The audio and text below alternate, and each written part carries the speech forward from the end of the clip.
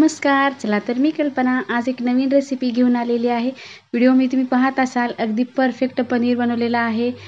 पाहू शकता अगदी मार्केटसारखं वड्या पडण्या इतकं पनीर हे बनवून झालेलं आहे आपलं. आणि हे पनीर कसं बनवायचं घरच्या घरी दुधापासून ते तुम्हाला मी आज दाखवणार आहे. ह्या ठिकाणी 1 लिटर दूध घेतलेलं आहे आणि गॅसवरती ते गरम होण्यासाठी ठेवलेलं आहे. थोडंसं दूध गरम झालं की आता आपल्याला ह्यामध्ये असं हलवत राहून थोडंसं आपण ह्या ठिकाणी लिंबूसत्व टाकणार आहोत. लिंबूसत्वच्या ऐवजी आपण ह्या ठिकाणी थोडंसं लिंबू टाकलं तरी पण चालते. दोन्हीपैकी आपण कुठलंही एक किंवा विनेगर थोडंसं अर्धा चमचा टाकलं तरी पण चालते. तरी दूध फुटतं. ह्या ठिकाणी 1-2 मिनिट आणखी आपण असंच ठेवलं तर दूध फुटायला सुरुवात होते. पाणी वेगळं आणि पनीर वेगळं व्हायला सुरुवात होते. आता ह्या ठिकाणी पाहू शकता अगदी घट्टसर गोळा बनण्यास तयार झालेला आहे.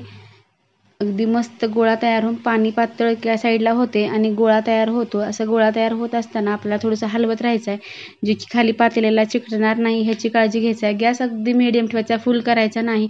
फुल केला तर खाली जर पातेल्याला लागलं तर वास होण्याची शक्यता असते. त्यामुळे असंच गॅस मीडियम ठेवून आपल्याला हलवत राहायचं आहे. जेव्हा अगदी पातळ पाणी असं सुरुवात झालेली आहे, आता अगदी पनीर आपल्या साईडला झालेलं आहे आणि पाणी बाजूला झालेलं आहे. पाहू शकता अगदी ट्रान्सफर पाणी जेव्हा होते तेव्हाच परफेक्ट पनीर हे आपलं पाण्यामधून बाजूला झालेलं असतं. ह्या पद्धतीने आपल्याला ओळखायचं आहे.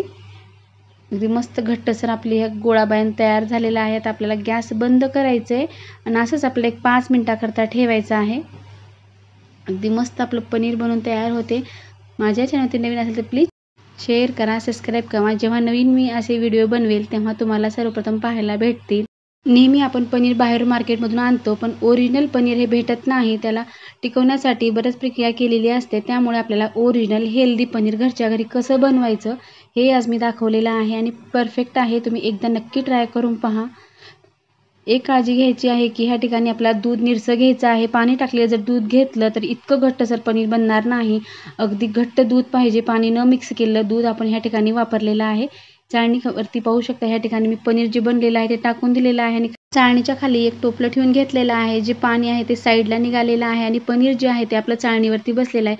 अगदी असंच हलवत आपल्याला पनीर पूर्ण आपण साईडला काढून घेतलेलं आहे. पाणी जे आहे त्यामध्ये आपण दशम्या वगैरे काही बनवू शकतो. खूप छान होतात. मऊसर चपात्याचं पीठ मळताना जरी त्यामध्ये मिळलं तर खूप छान ह्या चपात्या होतात.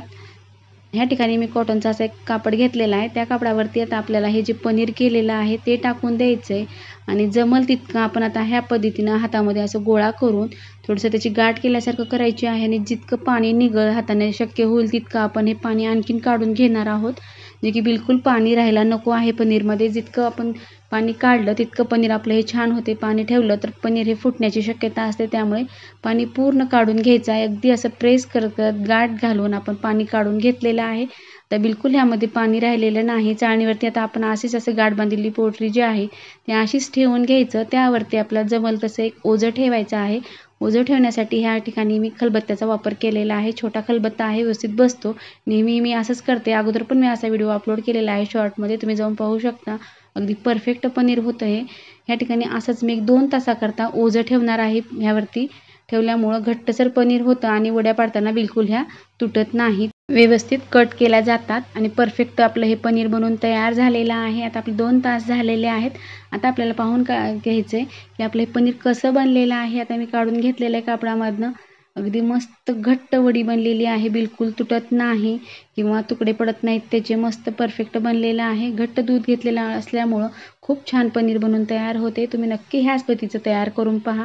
प्लेटमध्ये काढून घेतलेलं आहे. तुम्हाला मी कट करून दाखवते की त्याच्या वड्या ह्या कशा पडतात. अगदी मार्केटसारख्या वड्या आपण जितक्या पाहिजेत साईजमध्ये तितक्या आपण ह्या कट करू शकतो. घट्टसर बनलेला आहे. तुम्हाला पाहतानाच कळत असेल सूर्यने की हे पनीर किती परफेक्ट बनलेलं आहे. अगदी कमी खर्चामध्ये घरच्या घरी ओरिजिनल आणि हेल्दी आपण हे पनीर बनवलेलं आहे. अगदी मुलांना खाण्यासाठी घरच्या घरी आपण जर असं पनीर बनवलं तर बाहेरून आणायची आपल्याला बिलकुल गरज नाही.